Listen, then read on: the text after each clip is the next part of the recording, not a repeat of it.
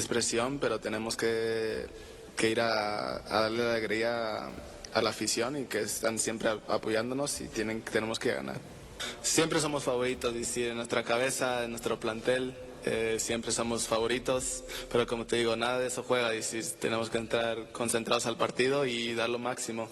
Y no dijo nada de prima, acá en Chivas tenemos que ganar sí o sí. Efraín Álvarez hablando de la encomienda. Qué buen jugador es este. Sí, buen jugador. Y a Mauri les dijo, tienen que ganar sí o sí el clásico tapatío. Vamos a ir con Diego Ibey para que nos cuente Si no novedades. los ha echado a perder, Javier Aguirre. Órale, esa declaración sí es fuerte, ¿eh? Incendiaria esa declaración. Vamos a las afueras de Incendiaria, Verde, viejo que está Serrano. en remodelación. Contigo para que déjalo nos cuentes vivir su detalles ilusión. de las Chivas Rayadas de Guadalajara, Bueno, arrancando su con el ilusión tema es de... ganar. Van a ganar, no te preocupes. Gracias, José Ramón. Van a ganar. Vamos. El Atlas no es nada en este momento. Diego Ibey, ¿qué sabes del robo y la lesión? Cuéntanos. Pegue, José Ramón, pegue, Duque. A ver si ahorita tocaban el nombre del Vasco y hablando en relación a Luis Romo, hay una situación. A ver, hace unas horas nos confirmaban que el zaguero de confianza de Gaby Milito será baja entre 3 a 4 semanas. Sin embargo, en la mentalidad del futbolista mexicano es el Mundial del 2026, quiere aparecer en la próxima convocatoria del Vasco Aguirre. Sin embargo, esto le está carcomiendo la mentalidad a Luis Romo. 3 a 4 semanas baja en Chivas. O sea, ¿llegará Diego al partido contra Portugal? O sea, podría... No. Por tiempos, No llega. 1, 2, son 3 semanas para ese partido. No llega. No llega. Es que apresuraron su regreso también. No importa. Ay, Muy ¿dónde te difícil. digo? Lo importante es que llegue Cristiano al partido. Diego. Sí, para México Luis Romo yo creo, pero hay que recordar que su primera lesión antes de esta recaída, la recuperación nos comentaban eran de 4 semanas. A la tercera ya fue convocado contra Toluca, lo aceleraron e inclusive trabajaron con él de manera forzada para que estuviera antes. Sí. Él quiso estar en el partido contra los Diablos de titular y esto le ocasionó hasta el minuto 40 dejar el campo de juego. Ahora se le adicionan 3 semanas más. Por último, Diego, de cara al clásico tapatío, ¿tienes idea de las nuevas incorporaciones que podría tener en el 11 titular? Te lo pregunto porque modificó varios jugadores Gobea, por en el ejemplo. duelo, en el caso de Gobea. Gobea ha sido titular todo el Contra torneo. Toluca Sí. le movió un poquito, Diego. ¿Sabes algo? Sí, va a volver a su 11 que utilizó contra las Águilas del América, Claro. ya con la baja de Luis Romo, Diego Campillo, con lo que ha utilizado originalmente, y Omar Gobea tras ser banca contra Toluca, regresa a la titularidad. Ya la incógnita está entre Rubén El Oso González y Brian Gutiérrez. Perfecto, Diego. Gracias. Estamos pendientes. Saludos. Ese Campillo es un jugador de futuro, ¿eh? Saludos. Juega muy bien. Jugador de selección, Juega bien, ya. Y jugador de Un selección. gran A mí jugador. lo que no me cuadra, ¿Qué? tú que tienes contactos en Chivas, es de la lesión. El Vasco comentó la semana pasada en Querétaro que era de 4 a 6 semanas. Y todos los reporteros dijimos, ¿cómo? ¿Romo 4 a 6 semanas? Nadie nos los había platicado. Ya llevaba 2. ¿Ok? Entonces ahí llama la atención que eso dice el Vasco, porque alguien se lo dijo al Vasco. Sí. Y luego juega y se resiente, entonces dices que algo no me A mí cuadra. siempre me dijeron que la No me recuperación cuadra. iba muy avanzada respecto a los tiempos pensados originalmente, que iba muy bien. Y el mismo día del partido, ahí en el estadio, igual me dijeron, ya está. O sea, entiendo la parte de asumió el riesgo y le salió caro. Sí, carísimo. Lo Pero que le al final, pasó- si el lo que le futbolista se pasó- siente en condiciones, Lo que le pasó al Real Madrid con Rodrigo. Ya está. Se acabó. dígame. Pero aparentemente mundial. acá es otra Ahí la lesión. pregunta es Acá si el otra jugador lesión. ya estaba y los doctores, Ahora mismo. ok, caso porque Romo. muchas veces la decisión la tiene que tomar el cuerpo de doctores, no el jugador. Pero el mejor doctor es el propio futbolista. Sí. Pero si él no- dice estoy. Pero Lo estás de sí acuerdo me que gusta- no cuadran quiere las jugar, fechas. quiere jugar. Por eso, no Es- cuadran las Tuca fechas. decía, yo le hago un examen previo y yo me doy cuenta. Aunque el jugador diga, estoy listo, como dice José Ramón, porque siempre te va a decir, estoy listo y quiero jugar. Yo antes de los partidos le decía, no, y dije, no, no. Aunque el peor diagnosticador de lesiones terminadas es el América. Henry Martín ya está listo, truena ese mismo día. Cendejas truena ese mismo día. Violante truena la semana, o sea, Ahora, Diego tiene... ¿Y sabes quién muchos equipos. quién la ha manejado muy bien? bravísimo ahí. Alexis Vegas está hace 2 semanas. Va a reaparecer ya. Y el turco dijo, Turco no, lo ha llevado bien. lo meto El unos fin de minutos semana contra va a Juárez reaparecer. para aventar mi Rottweiler contra San Diego FC la próxima semana. Sí, de repente, cuando traes una gran banca, no sé, a lo que voy, Lo de Romo no me cuadra la información que tenía el Vasco a que jugara y ahora se lesionó. A mí lo que ¿no? se me hace raro es que Milito tiene un protocolo para el alta después de una lesión en donde incluso cuando el jugador ya está listo, lo va llevando de a poquito justo para que no Y recaiga. sobre todo lo haya metido de arranque. Con Es Romo que esa es no la pasó. cosa. Ahí Pero no. estás de acuerdo que algo no cuadra, ¿no? Además, Pero Romo, cuando dices no cuadra, ¿a qué te Seguro refieres? fue la Romo no es un jugador joven. Seguro. Le cuesta más tiempo trabajo que se recuperarse. esperaba Es veterano. a que fue tan pronto su regreso fue un error, porque ahorita ves que ahora se vuelve a lesionar. A lo que voy es... En otra parte, lo- no es del pero mismo lugar. yo creo que lo aventaron al ruedo muy pronto. Yo creo que se engañó solo como lo engañó Anselmi cuando le dijo que era su amigo y lo corrió del equipo. Así es Romo, ni modo. Sí. Pero la lesión es Sabemos. seria. Pero tiene razón, Porque Diego. los jugadores, tienes razón, están pensando en el Mundial de Fútbol. Claro, claro. Todos están pensando. Claro. Bueno, lo acaba de decir. Johnny King está pensando en el Mundial. Bien, Que va a ir a también, Nueva eso va a York. No, ¿qué voy a decir yo? O sea, Él por más eso que no se quiere lesionar la lengua, velo cómo está bien suelto. ¿Tú crees que ha sido callarlo? ¿Tú crees que a la hormiga le importa el título? Lo que le importa es ir al Mundial. A él y a todos, John. Claro, No, es no, normal. es normal. Es Pero lo normal. dijo León en el caso de Brian. Claro. Está pensando en el tema del Mundial. Todos. Por eso. Los únicos que no van a ir al Mundial son los iraníes. Sí, van. Él sabe, José Ramón. Vas a ver. Lo sabe el Y en el presidente. caso de Sendejas, que no tiene su lugar seguro, porque Pochettino Sendejas no va a ir. Lo Sendejas no va a lleva, ir. no lo ¿Quién lleva, sabe? lo ¿Quién vuelve a sabe? traer, No, lo yo vuelve a- yo lo veo imposible que ¿Quién vaya. sabe? ¿Quién sabe?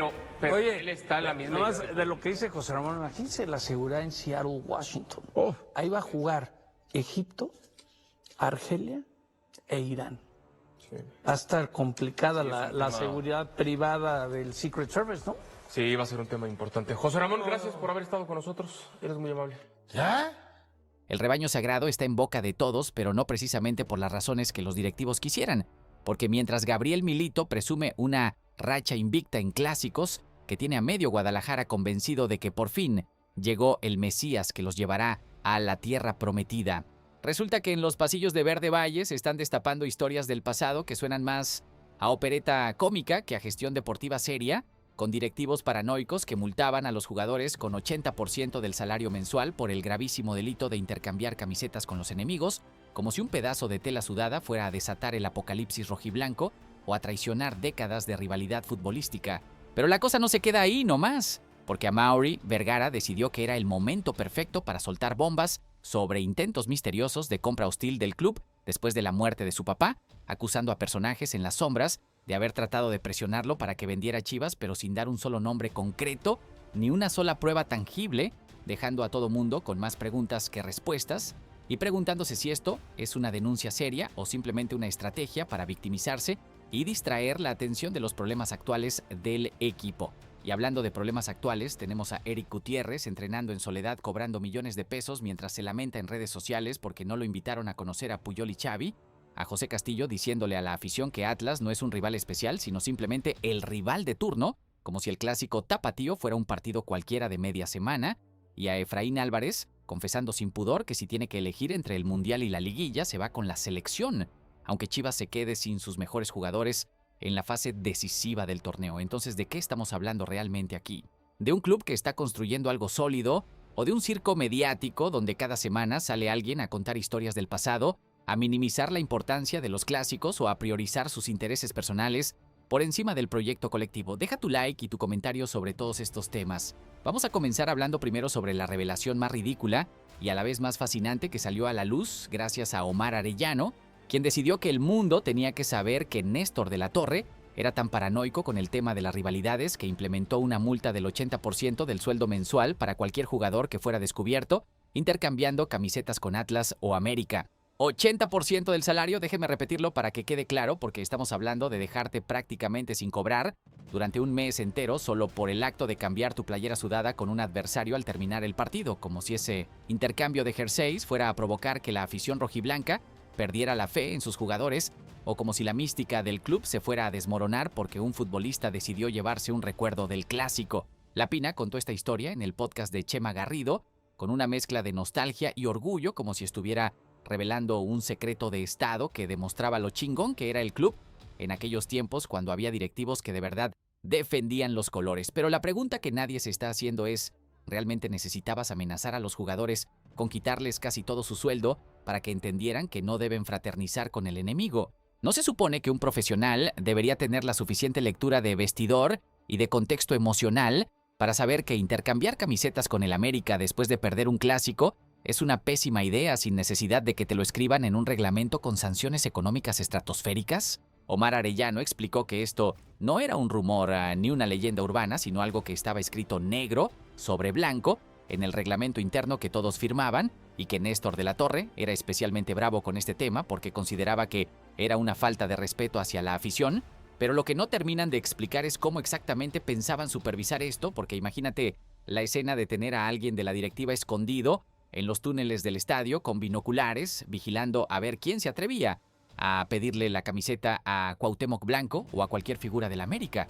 El mismo Arellano reconoció que hace unos años hubo jugadores de Chivas que fueron captados cambiando jerseys con elementos azulcremas en pleno Azteca y que eso le hirvió la sangre, porque según él deberían haberlo hecho en privado o mandarlo con el utilero en lugar de hacerlo a la vista de todo el mundo.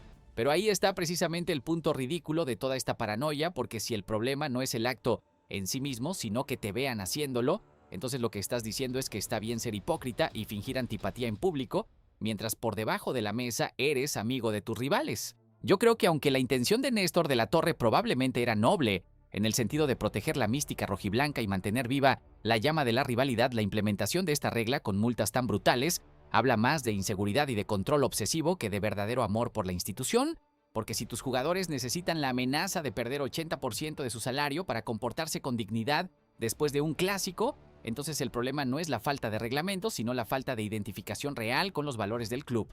Ahora vamos a meternos de lleno en el tema de Gabriel Milito y su supuesta invencibilidad en clásicos, porque la narrativa oficial que están vendiendo desde Chivas es que el argentino es una especie de genio táctico que nunca pierde los partidos importantes y que tiene la fórmula mágica para doblegar a América y Atlas cada vez que se cruzan en el camino.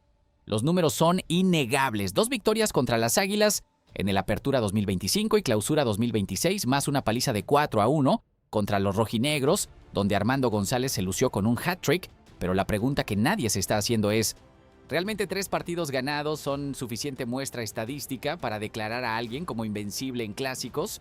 ¿O estamos cayendo en la trampa de crear narrativas épicas basándonos en una racha cortísima que podría romperse el próximo sábado en el Jalisco?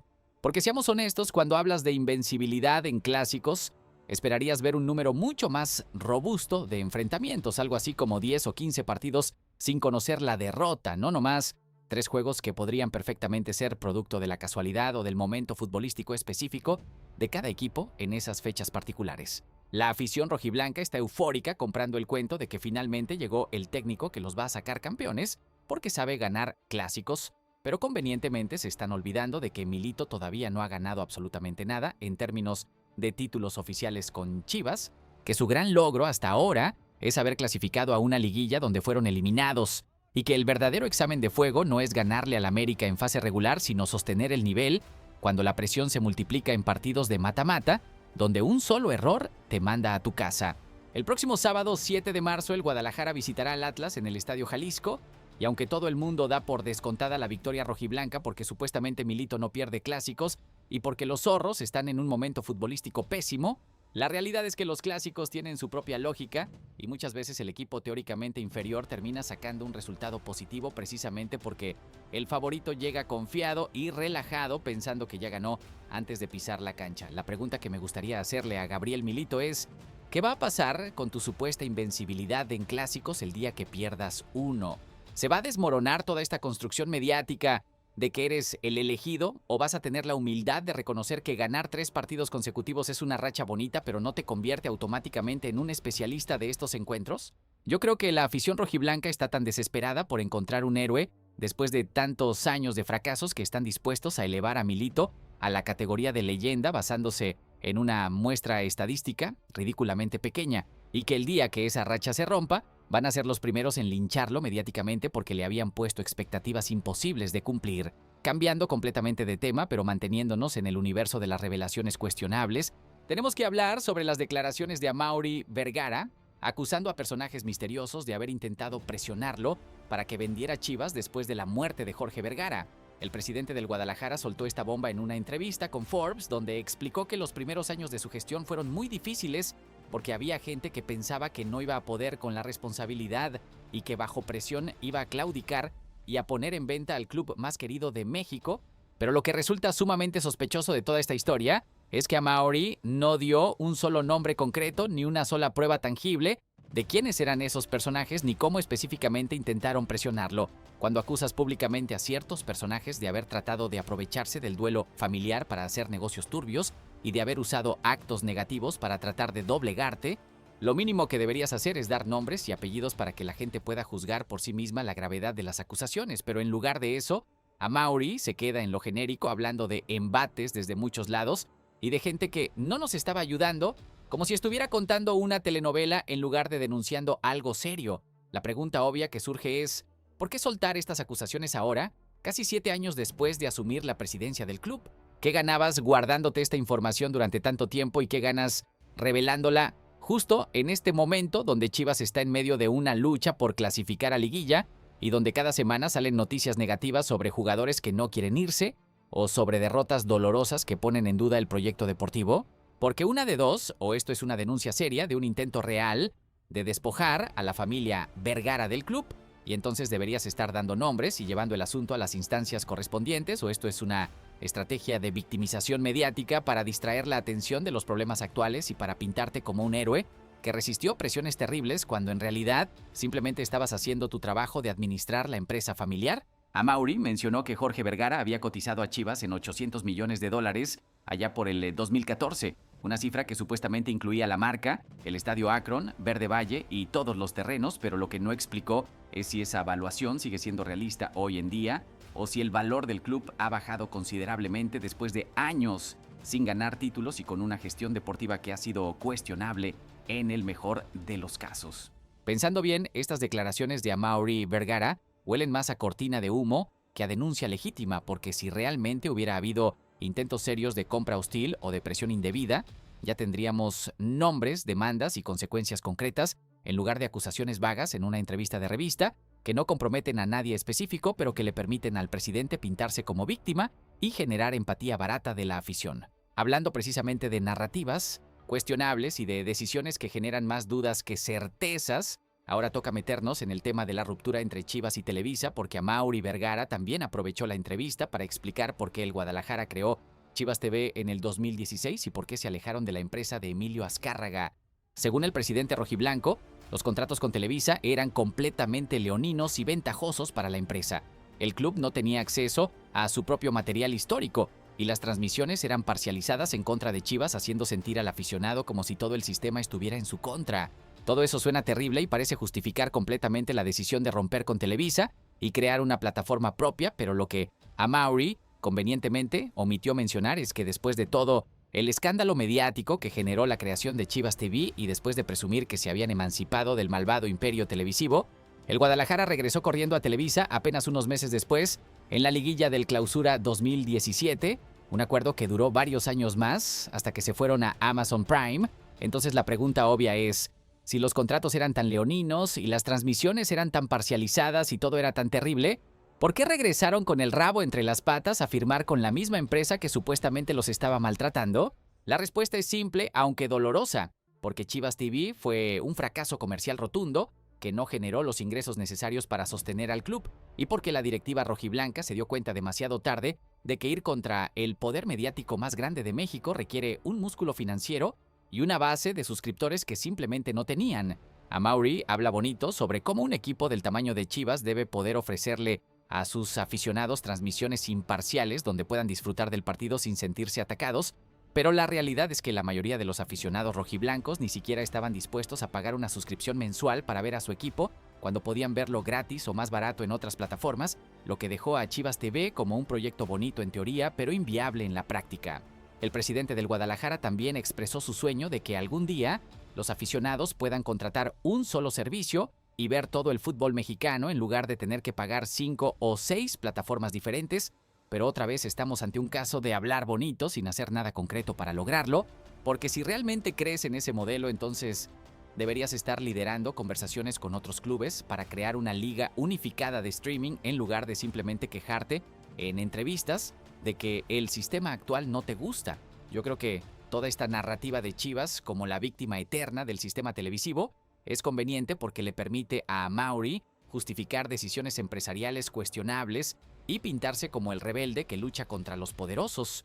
Pero la verdad incómoda es que Chivas volvió a Televisa porque necesitaba el dinero y porque su experimento de independencia mediática fracasó estrepitosamente, y que ahora están en Amazon Prime no por convicción ideológica, sino porque les ofrecieron un contrato mejor que el que tenían disponible en otras plataformas. Siguiendo con los temas que generan más preguntas incómodas que respuestas satisfactorias, es momento de hablar sobre Eric Gutiérrez y su situación de telenovela barata en Verde Valle, porque el mediocampista se convirtió en el ejemplo perfecto de lo que pasa cuando le das contratos largos y bien pagados a jugadores que después no rinden y que se niegan a irse cuando ya no los quieres. El Guti está entrenando completamente separado del primer equipo desde que arrancó el año, alejado del resto de los jugadores de Liga MX porque Gabriel Milito lo sacó de sus planes de forma definitiva, pero el futbolista hizo oídos sordos a todos los intentos de la directiva de encontrarle acomodo en otro club y además tuvo los huevos de negarse a reducir su salario para facilitar una transferencia. Y aquí es donde la cosa se pone interesante porque le quedan todavía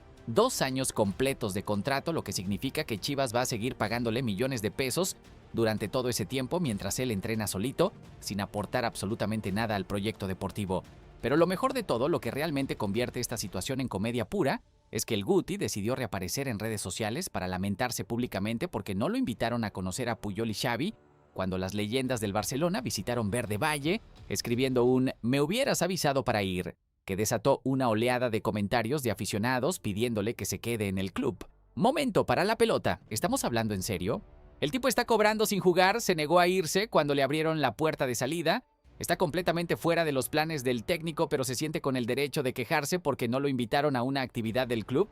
¿Qué clase de realidad paralela está viviendo Eric Gutiérrez, donde cree que merece todos los privilegios y ninguna de las responsabilidades? La directiva del Guadalajara sigue intentando colocarlo en la MLS con la esperanza de quitarse de encima el peso salarial, pero hasta ahora no ha habido ofertas que convenzan al jugador de abandonar la comodidad de cobrar sin sudar la camiseta. Lo más patético de toda esta situación es que, según las versiones oficiales, existiría buena relación entre el futbolista y la directiva pese a todo este desmadre, lo que me hace preguntarme qué carajos entienden por buena relación en Chivas, porque desde mi punto de vista, cuando un jugador se niega a irse, aunque ya no lo quieras, y se niega a bajar su salario para facilitar una salida, eso no es buena relación, sino chantaje laboral amparado en un contrato mal negociado. Pensando bien, Eric Gutiérrez está haciendo exactamente lo que cualquier persona racional haría en su posición, que es aferrarse a su contrato y cobrar hasta el último peso que le deben. Pero eso no quita que su actitud sea profundamente egoísta y que demuestre cero profesionalismo, porque a sus años debería estar priorizando jugar y mantenerse competitivo en lugar de vegetar en el ostracismo cobrando una fortuna, y la directiva rojiblanca no tiene a nadie más a quien culpar que a sí misma por haberle dado un contrato tan largo y tan bien pagado a un jugador que claramente no valía esa inversión. Cambiando de tema, pero quedándonos en el universo de las decisiones cuestionables, hay que hablar sobre las declaraciones de Efraín Álvarez confesando sin pudor alguno que si tiene que elegir entre ir al Mundial 2026 con la selección mexicana o quedarse en Chivas para disputar la liguilla, se va con el Tri, sin pensarlo 2 veces, aunque eso signifique dejar al Guadalajara sin uno de sus mejores jugadores en la fase más importante del torneo. El atacante rojiblanco fue brutalmente honesto al explicar que disputar una Copa del Mundo es un sueño personal que está por encima de cualquier otro objetivo y que no tendría ningún problema en atender el llamado de Javier Aguirre, aunque su club lo necesite desesperadamente en playoffs. Y aquí viene la parte interesante, porque Amaury Vergara ya manifestó públicamente su respaldo a esta idea de liberar jugadores para la selección, aun cuando Chivas sería uno de los equipos más perjudicados, lo que me hace preguntarme si el presidente rojiblanco realmente entiende las implicaciones de lo que está diciendo, o si simplemente está tratando de quedar bien con la federación y con la opinión pública, sacrificando los intereses deportivos de su propio club.